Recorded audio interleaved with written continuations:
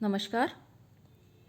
Indian music में परिभाषाओं के ज्ञान में आज हम बात करेंगे गायक, नायक और कलावंत के बारे में। हम बात करेंगे कि गायक कौन होता है, नायक कौन होता है और कलावंत किसे कहा जाता है। सबसे पहले हम बात करेंगे गायक के बारे में। जब कोई कलाकार अपनी कल्पना से कला का प्रदर्शन करता है तथा गुरु शिक्षा से प्राप्त प्रदर्शन बंधी हुई चीज़ों को संगीत उपकरणों से सजाकर सौंदर्य तथा वैचित्र्य प्रदर्शन की दृष्टि से प्रदर्शित करता है, तो उसका जो गायन होता है वह गायकी कहलाती है और वह जो है गायक कहलाता है।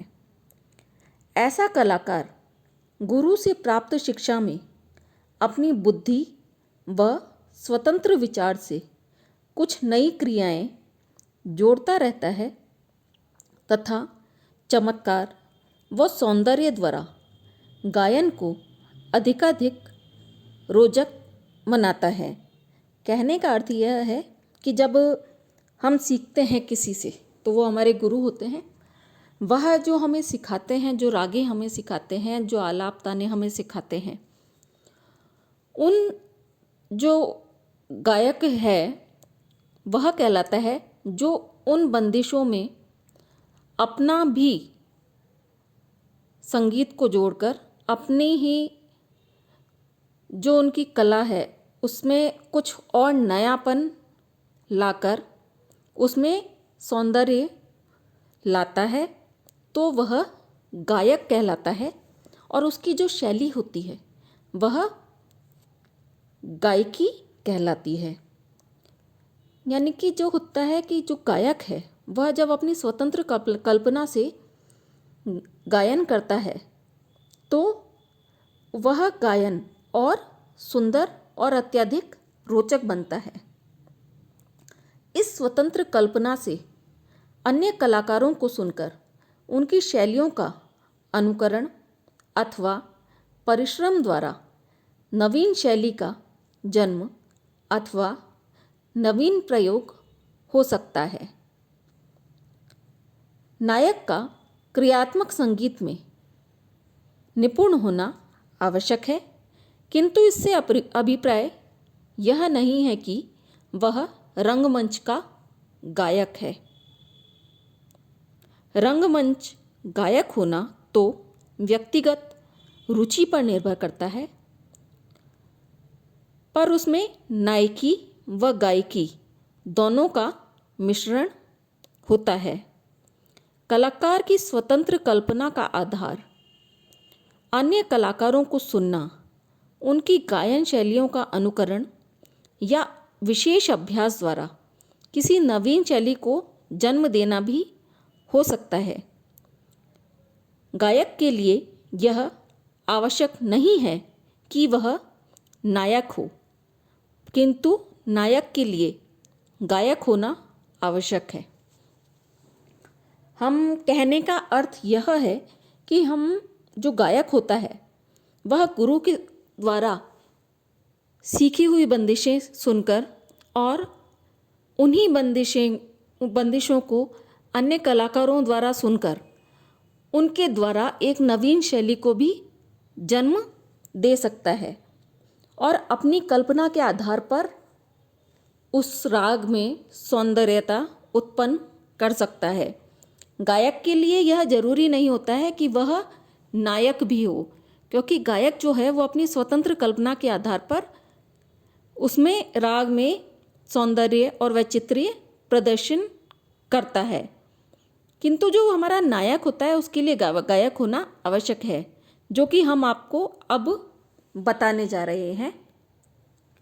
जब कोई मनुष्य गायन वादन करता है तो जो कुछ उसने गुरु से शिक्षा से प्राप्त किया है उसे ज्यों का त्यों सभा में प्रदर्शित करना नायक कहलाता है और उसकी जो कला होती है वह नायकी कहलाती है।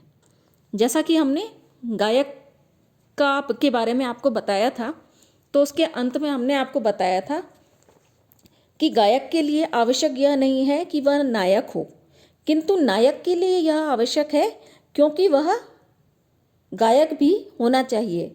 नायक गायक इसलिए होना चाहिए क्योंकि वह जो गुरु की कल्प से उसने जो कुछ सीखा है वह उसे ज्यों का त्यों, उसमें बिना कुछ बदलाव किए हुए वह सभा में प्रदर्शित कर रहा है। तो जो भी चीज़ हम वैसे की वैसे ज्यों के त्यों प्रदर्शित करते हैं तो वह नायक ही होता है। ऐसा नृत्य में भी होता है, गायन वादन में भी नहीं कह सकते हम, नृत्य में भी होता है कि किसी का नृत्य हमने देखा, उसने जो भी जिस तरह का नृत्य किया उसे वैसे के वैसे ही प्रदर्शित कर देना नायकी कहलाती है। इसी तरह से गायन और वादन में गुरु के द्वारा जो सिखाई हुई कला है वह उसे उसी तरह से प्रदर्शित करने वाला नायक कहलाता है और उसकी जो कला होती है वह नायकी कहलाती है। ऐसा कलाकार गुरु से मिली हुई शिक्षा की परंपरा की शुद्धता को कायम रखते हुए उसमें व्यक्तिगत प्रतिभा से कोई बात को नहीं जोड़ता है।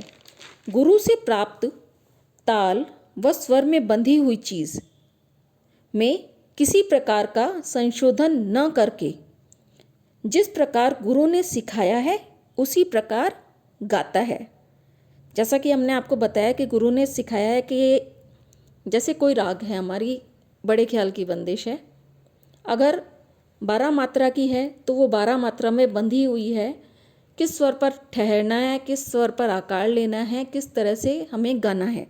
जैसा कि गुरु ने सिखाया है वह उस चीज़ में बिल्कुल भी बदलाव न करके उसे उसकी सुंदरता को कायम रखते हुए जैसा कि गुरु ने सिखाया है उसी प्रकार से गाता है, वह नायक कहलाता है। कुछ विद्वानों के अनुसार एक अन्य अर्थ में प्राचीन व नवीन दोनों प्रकार की संगीत शैलियों का ज्ञाता है तथा संगीत में नई नई रचना ही रचता हो वह नायक कहलाता है।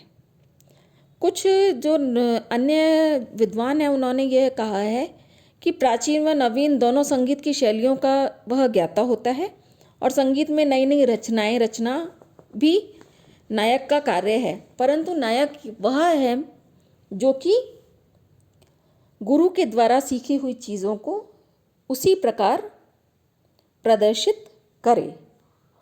अब हम अंत में बात करेंगे कलावंत के बारे में। प्राचीन काल में ख्याल और ठुमरी की अपेक्षा ध्रुपद धमार का गायन अधिक प्रचलित था। जैसे कि विलंबित ख्याल, द्रुत ख्याल हैं, उसी तरह से प्राचीन काल में ख्याल और ठुमरी गायकी के आधार का प्रचलन नहीं था। उसकी जगह ध्रुपद व धमार अधिक प्रचलित था। ध्रुपद और धमार गायन शैली है। ध्रुपद में तो चौताल में गाया जाता है और धमार है जो वो हमारे धमार ताल में गाया जाता है। धमार गाने में होरी प्रकार के ब्रज भाषा का प्रयोग होता है और होरी के गीत ही मुख्य रूप से धमार में लिए जाते हैं। इतना ये हमने आपको बताया। प्राचीन काल में ध्रुपद व धमार का ही अधिक प्रचलन था और इनके जो ध्रुपद व धमार गाने वाले जो कुशल गायक थे वो कलावंत कहलाते थे। इनका जो प्रमुख कार्य था वह गुण और क्रिया की सिद्धि था, अर्थात जिन कलाकारों का गला परिश्रम और अभ्यास से तैयार हो, सधा हुआ हो तथा ध्रुपद धमार की गायकी में कुशलतापूर्वक दक्ष हो, ऐसे कलाकारों को कलावंत कहा जाता था। कहने का अर्थ यह है कि जो ध्रुपद व धमार की जो गायकी है उसमें गला हमारा बहुत अधिक तैयार होना चाहिए, ध्रुपद जब गाया जाता है वह बहुत तेज उसमें गाया जाता है।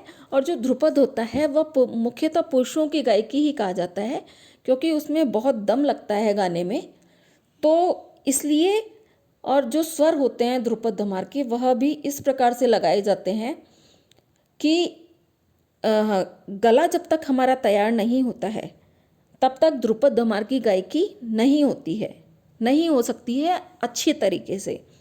तो इसीलिए यह कहा गया कि जिसका गला परिश्रम और अभ्यास से तैयार होता है, सदा हुआ होता है, वह ही ध्रुपद व धमार गाता है। और ध्रुपद व धमार गाने वाले कलाकारों को कलावंत कहा जाता था। धन्यवाद।